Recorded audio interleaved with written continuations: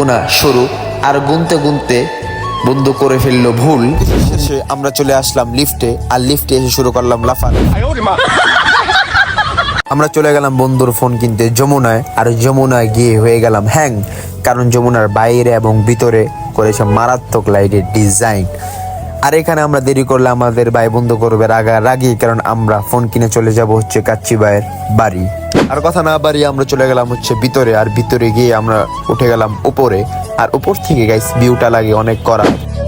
আর এদিকে দোকান ঘুরতে ঘুরতে হয়ে গেলাম হরান। তো ফাইনালি এটাই আমাদের শেষ দোকান।